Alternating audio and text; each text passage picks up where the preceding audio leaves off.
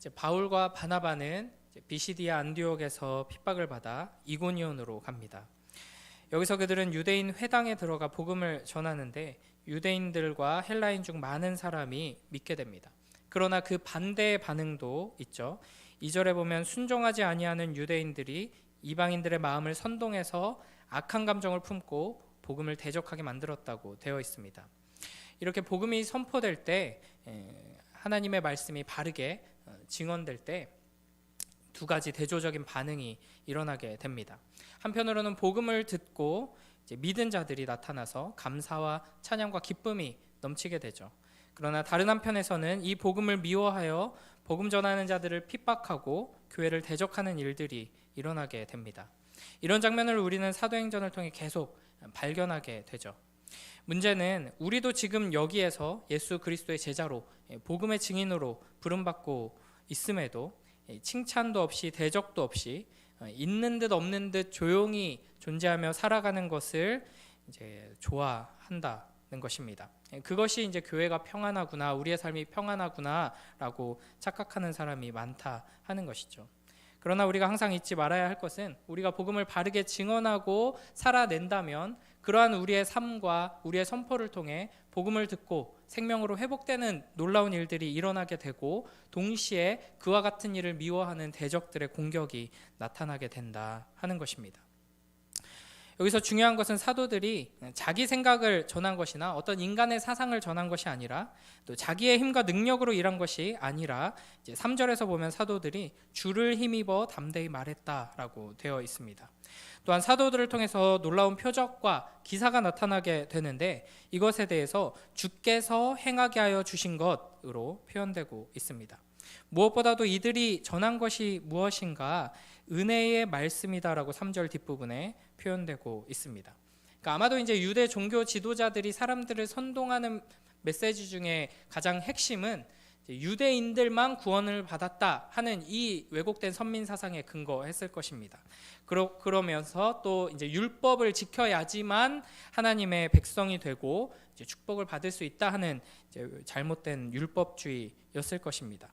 이렇게 이제 유대 종교 지도자들은 사람들을 배척하고 배제하는 메시지, 또 율법주의적인 메시지를 전했습니다. 그러나 사도들은 하나님의 놀라운 사랑과 은혜의 복음을 전파한 것이죠. 그러니까 우리가 먼저 받은 그 은혜를 나눈 것입니다. 그렇기 때문에 이제 여기서 2절에 순종하다라는 표현이 등장합니다. 1절에 복음을 듣고 믿게 되었다라는 표현과 대조적으로 이제 이방인들의 마음을 선동하는 유대인들은 순종하지 않은 것이죠. 그러니까 복음을 듣고 믿는 이들이 있고 이제 복음을 듣고도 순종하지 않는 이들이 있습니다. 여기서 우리는 하나님께서 우리에게 요구하시는 것이 무엇인가를 알 수 있습니다. 하나님께서 우리에게 요구하시는 것은 하나님의 말씀에 순종하는 것인데 하나님의 말씀이 바르게 선포된다면 우리의 순종은 예수 그리스도를 믿는 것입니다. 그러나 그 예수 그리스도를 믿고 그 은혜 앞에서 감사의 삶으로 나아가지 않는 이들은 불순종하게 되는 것이죠.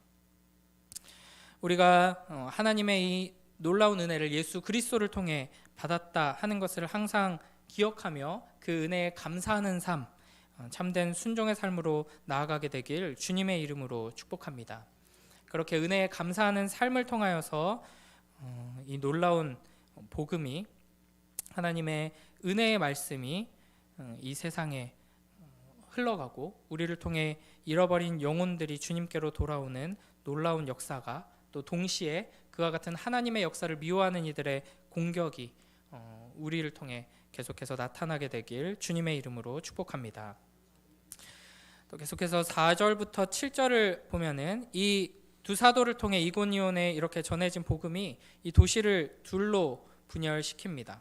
그러다 결국 5절에 이방인과 유대인과 그 관리들이 두 사도를 모욕하여 돌로 치려고 달려드는 일까지 일어나게 됩니다.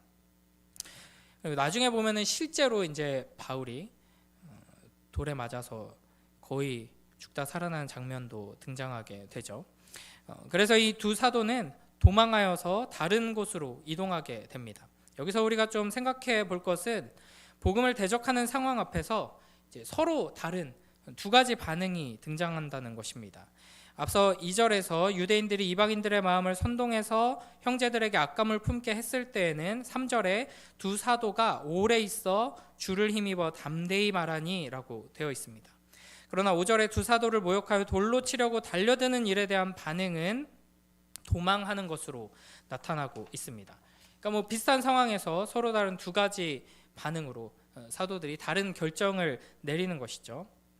아마도 당연히 사도들은 성령의 인도하심을 받아서 이와 같은 결정을 내렸을 것인데 아마도 성령 하나님께서 지금은 도망가야 돼 라고 명확한 음성을 들려주셨을 가능성이 그렇게 많지는 않습니다. 사도들은 이 사도들의 사역을 쭉 보면은 무언가 목표를 세우고 하나님께서 미리 알려주신 그 단계들을 밟아 나가면서 사역을 한 것이 아니라 이제 매 순간 성령 충만하여서 하나님의 말씀에 인도하심을 받으며 나아갔죠. 이제 자신들도 어디로 갈지 알지 못하는 상황 속에서 이렇게 성령 하나님의 인도하심을 받아 예수 그리스도의 그 사역에 동참하는 모습을 우리가 큰 그림 속에서 보게 됩니다. 그러니까 우리가 처한 상황과 그렇게 다르지 않습니다. 우리도 어떤 여러 가지 갈림길 앞에서 또 중요한 선택 앞에서 어느 쪽으로 가는 것이 하나님의 뜻일까 이제 당연히 고민하게 되는데 대부분의 경우 뭐가 옳고 그름으로 나뉘지 않고 이것도 맞는 것 같고 저것도 맞는 것 같고 어쩌면 이것도 아닌 것 같고 저것도 아닌 것 같고 하는 상황 속에서 이제 하나님의 인도하심을 구하면서 이렇게 어려운 결정들을 또 작아 보이지만 다양한 결정들을 내리면서 살아가게 됩니다. 이렇게 이제 지금 당장 우리에게 어떤 선택이 더 나은 것인지 알 수 없는 상황 속에서도 이 사도들은 그것 때문에 불안하거나 고민하거나 이제 지체하지 않고 이제 이리 가든 저리 가든 결국에는 하나님의 뜻이 이루어진다 하는 확신 속에서 이제 나아갔다는 것을 우리가 항상 기억해야 합니다. 물론 우리의 선택 앞에서 분명히 잘못된 것도 있습니다. 성경에서 명시적으로 금지하거나 명시적으로 명령하는 것들 또는 이제 암시적으로 분명하게 이제 우리가 판단할 수 있는 문제들도 있습니다. 그러나 이제 모든 문제들이 세부적인 사항에 대해서 하나님께서 이래라 저래라 명령하지는 않으시죠. 그래서 이제 좀 극단적인 예를 들면 내가 이제 대학에 진학할 것인가 아니면 조폭 집단에 가입할 것인가 하는 선택 앞에서는 당연히 너무나도 쉽게 결정을 내릴 수 있죠. 그러나 A 대학을 갈까 B 대학을 갈까 C 대학을 갈까 아니면 그냥 취직을 할까 이런 선택 앞에서는 옳고 그름의 문제가 아니라 이제 하나님의 지혜를 구하고 뭐가 더 하나님께 영광을 돌릴 것인가 이제 성경 전체의 가장 중요한 원리인 하나님 사랑과 이웃 사랑의 원리 안에서 또 그때그때 주시는 말씀을 받아서 나아가야 합니다. 그래서 이런 선택 앞에서 이제 기도를 하고 선택해라. 중요한 선택을 앞두고는 많이들 이제 기도를 하러 나오시죠. 기도를 하는 원리가 무엇인가? 기도를 하면은 하나님이 막 사인을 주시고 막 갑자기 어느 회사를 가야 되나 막 고민하고 있었는데 막 그런 이미지들이 떠오르고 이런 방식으로 하실 수도 있지만 주로 우리가 하나님의 말씀을 붙들고 기도하며 겸손히 엎드려서 성령 충만함을 힘입을 때 그때는 내가 선택하는 게 아니라 내 안에 성령 하나님께서 선택하시게 되는 원리를 우리가 사용하는 것입니다.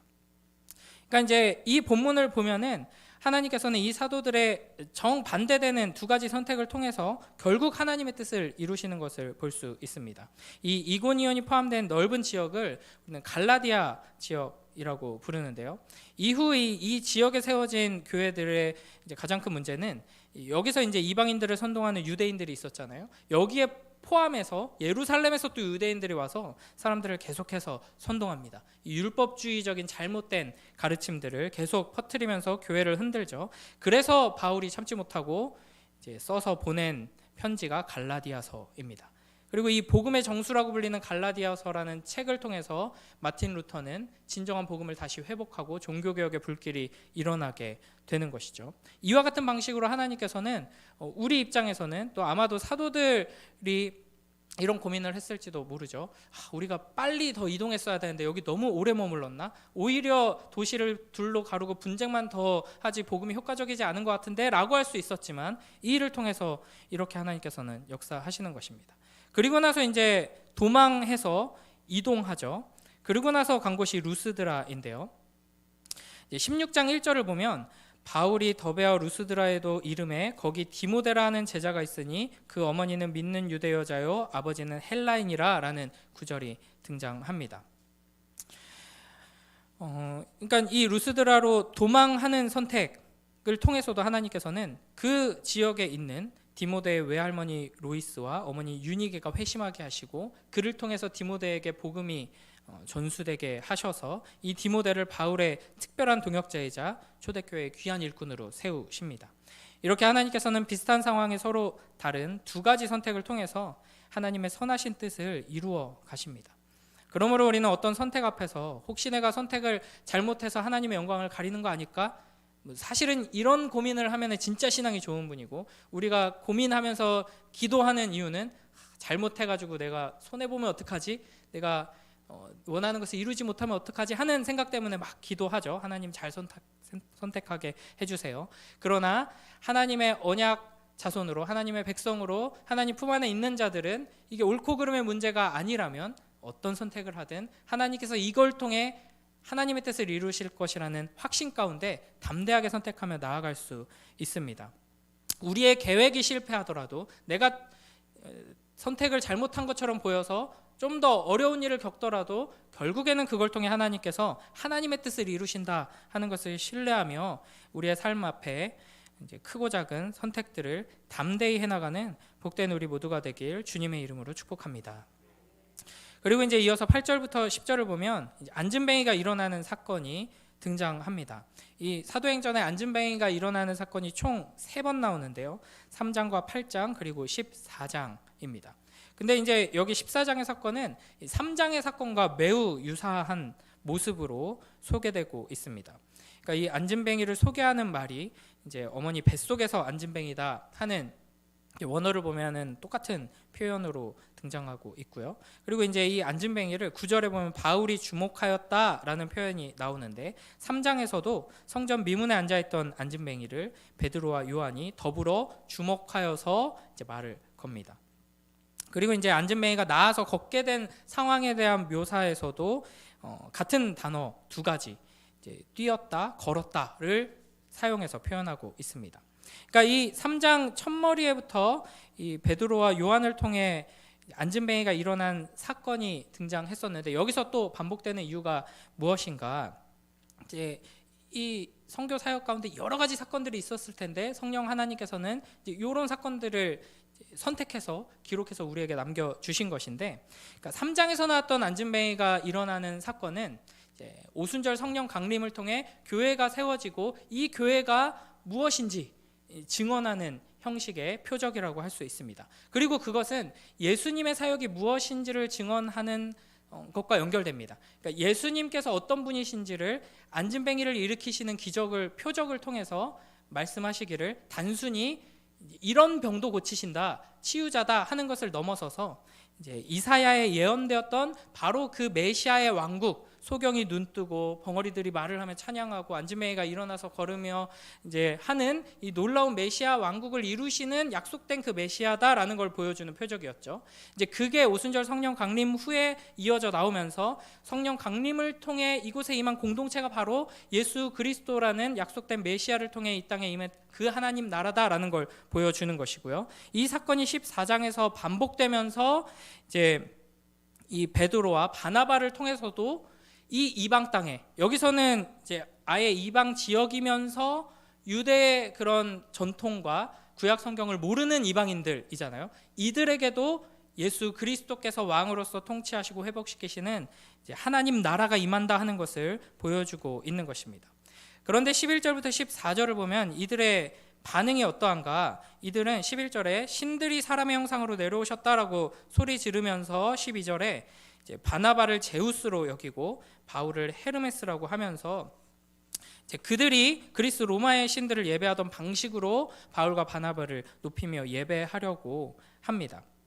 여기서 우리가 알 수 있는 것은 아무리 놀라운 기적이 일어나도 예수 그리스도의 이 복음이 하나님의 말씀에 근거해서 바르게 선포되지 않으면 이들이 예수 그리스도를 통해 하나님 앞에 나아오지 못하고 자기 나름대로의 방식으로 반응할 수밖에 없다 하는 것입니다.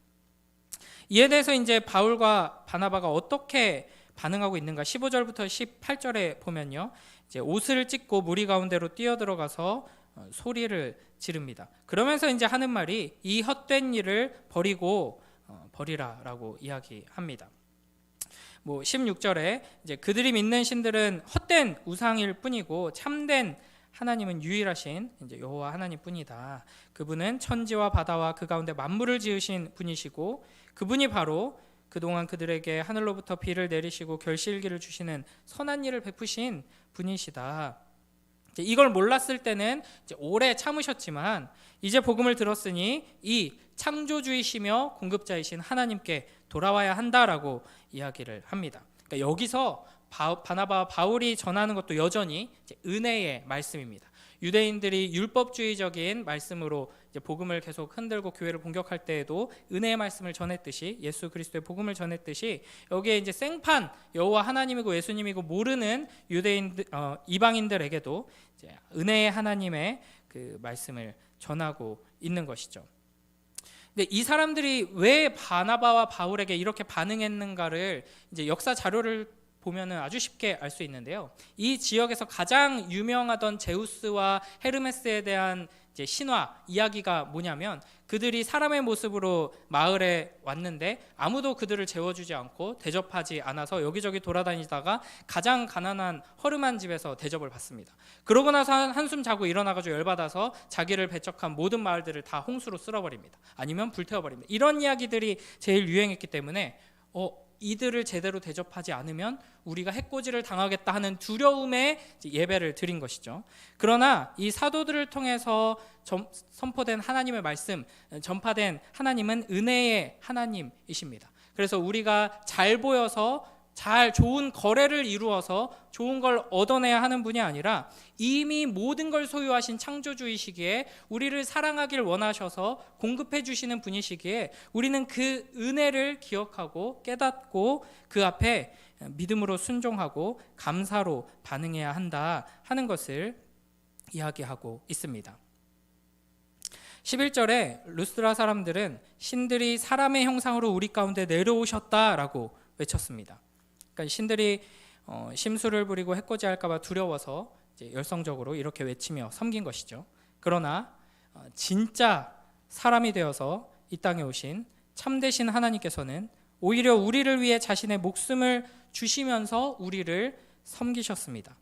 그분이 우리를 위해 친히 제물이 되시고 완벽한 제사를 지내셨기 때문에 우리는 하나님께 아무 조건 없이 사랑을 받을 수 있게 되는 것이죠. 우리가 무엇을 구하든지 무엇을 선택하든지 하나님께서는 우리에게 가장 좋은 것을 주실 것입니다. 이 은혜의 복음을 기억하면서 이 은혜를 풍성히 누리며 살아가는 감사의 삶을 통해 잃어버린 영혼들이 주님께로 돌아오는 영광스러운 일에 함께 동참하는 복된 우리 모두가 되길 주님의 이름으로 축복합니다. 기도하겠습니다. 하나님 아버지 감사합니다. 이 새벽 시간 하나님의 말씀을 통하여서 우리를 사랑하셔서 우리에게 은혜를 베푸시는 또 우리를 통하여서 하나님의 뜻을 이루시는 그 하나님을 바라보며 의지하게 하시니 감사합니다. 우리가 하나님의 말씀을 붙들고 겸손히 기도하며 성령의 인도하심을 받아 우리를 통해 역사하시는 그 하나님을 경험할 수 있도록 은혜 베풀어 주시옵소서. 그 하나님의 풍성한 은혜 안에서 감사의 삶으로 주님의 영광을 드러낼 수 있도록 함께하여 주시옵소서. 감사드리며 예수님 이름으로 기도드립니다. 아멘.